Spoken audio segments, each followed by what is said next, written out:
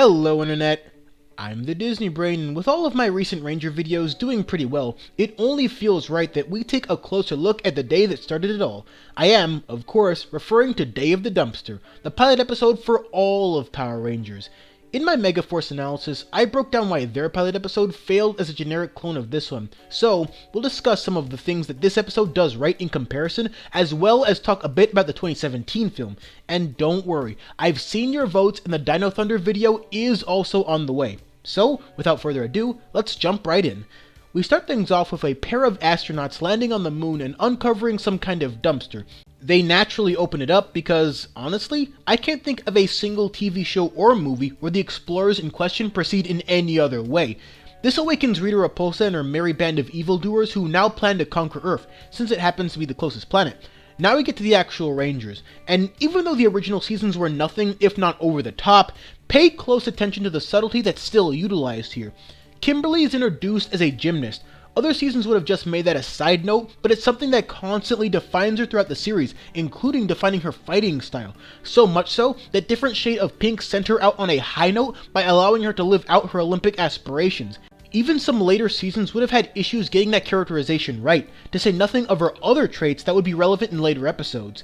Zack is introduced as a more jovial and fun-loving character. He doesn't have to make annoying jokes to do it either. It's done through his movements and expressions for the most part, which also adds context to his initial hesitance to go along with Zordon's Save the World plea, because none of it sounds fun to him. Trini is also characterized here as someone who knows martial arts, and her familial background would add context to that in later episodes too. For all the overblown Yellow Ranger is Asian stuff that got Saban and friends in some hot water way back when, what's more important is who Trini actually is. And from where I'm standing, there's not much outside of her martial arts background that makes her a stereotype in any way. And even with that, Jason proves to be the best fighter, despite being white, and Billy proves to be the smartest of the bunch, despite not being Asian. But there is a quick but effective bit of character exchange between her and Billy, which establishes her as the de facto translator of Billy's more technical lingo, which I thought was a nice way to establish her as smart, but not overwhelmingly so.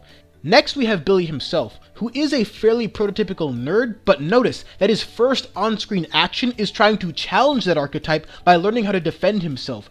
At some point, long before he'd actually need to learn martial arts, he realized that having a strong body alongside a strong mind wouldn't be so bad, which also ends up making him one of the most important Ranger characters all throughout the early days until he eventually leaves for Aquitar. In a lot of ways, he's like what Cam would later end up being for Ninja Storm, but in reverse. And of course, we have the original Big Red. I know it's not really fair to compare him to someone like Troy Burrows, but just look at the early difference here. Troy Burrows is depicted as practicing martial arts by himself, not even making a positive connection with his damn water bottle, and then, all of a sudden, he's expected to lead a team, which he's bad at. Meanwhile, Jason is immediately established as a leader, someone who already understands what martial arts is all about on a conceptual level long before he needs to lead a team of Rangers. In a single episode, he is already shown to be patient, wise, understanding, a very skilled fighter, and an encouraging friend. In one episode, we know exactly why he'd be chosen to lead this team of Rangers. Not just because he happens to be friends with all of them already, but because who he is now is built for it. That's his baseline. And how does he develop from there? He's the one constantly rallying the others to keep fighting, even beyond this pilot. He's the one trying to fix problems as they emerge. He's even constantly blaming himself when things go south. It's not his fault most of the time, but the point here is that real leaders take responsibility, even when that responsibility is not entirely theirs to take.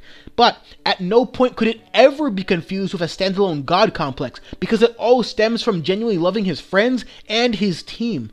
So much about the characters that define this team was established in only 20 minutes, and even with a somewhat dated 90s aesthetic and a fairly basic setup just in general, this pilot still gets characters better than a ton of more recent seasons and their pilots. It's simple, yet effective, and given the fact that this was the first episode of Power Rangers ever, that description is more than enough.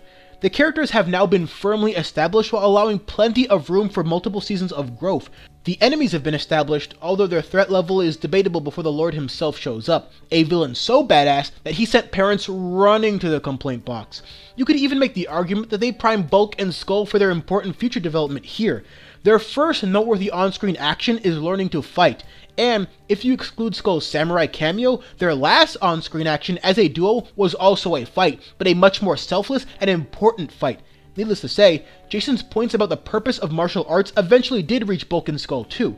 Two Nimrod bullies who, in an interesting take on the archetype, proved to be far less physically imposing than the kids they're supposedly bullying.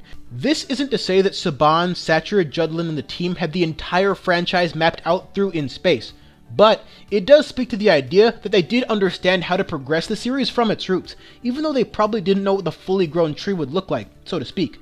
Day of the Dumpster is a really solid pilot episode of Power Rangers, even with several pilots after the fact proving to be superior to it. But, similar to those initial episodes, it does well to set things up for plot points to come.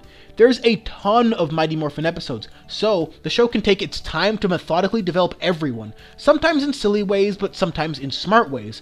One of the best things the 2017 movie did was expand on small plot points here, like Jason and Billy bonding, and the fact that Jason was far more attentive to Zordon's words than the others. Even though Billy and Jason don't have as close a bond in the TV series, both of those details added to both versions of the characters in their own ways. One of the best lines from the recent movie was Jason saying, "Nobody dies alone." Even though this Jason never says that, at least not to my knowledge, Day of the Dumpster proves to me that he'd at least believe it, if the situation was ever that dire. There's also a few more surface level details, like Goldar being the first Megazord fight in the movie too. I know there's a ton of movie references we could pull up, so make sure to share any of them that you noticed down below. I don't want to keep bashing Megaforce, mainly because I already did that, but it's just so striking to me how a relatively standard pilot setup here was several times more engaging, subtle, and competently put together than a season that premiered 20 years later. A series that literally and figuratively had all the wisdom of past teams, but learned all of nothing from any of them, even the ones that physically appeared to assist them. And that compare and contrast could also go on for a long time, so I'll just cut that here. The point being that if you've seen Mega Mission, you've basically seen Day of the Dumpster, but done much worse. All in all, Day of the Dumpster is a standard-setting Power Rangers pilot. Even Lightspeed Rescue used the setup of random explorers uncovering something they shouldn't have as a catalyst for their season, a clear nod to this episode's first few minutes. And on a personal level, it'll always have a special place in my heart as the initial 20 minutes that began the franchise I love more than any other. Even rewatching it recently to make this video, 24 years after it originally aired, it still managed to give me that Saturday morning feeling, singing the theme song, reciting the memorable lines, shouting out the morphing call of the team, although I always seem to mess up the order when it gets to Billy. But anyways, the obvious point being that Power Rangers is special to me, but my videos about the topic aren't just a nostalgic trip through the 90s and early 2000s, because even here, there's stuff to uncover and unpackage. Even here, there's a deeper discussion to be had about character presentation, even if Mighty Morphin isn't the most thematically nuanced of the bunch. And even here, there's a reason to take a closer look. A quick thank you to the overwhelming number of comments on my last video. You all voted in droves, and Dino Thunder will be the next thematic review, followed soon by the top 10 best Power Ranger villains video, and probably something in between the two, not really sure yet. But, until then, thanks for watching. Let's do it.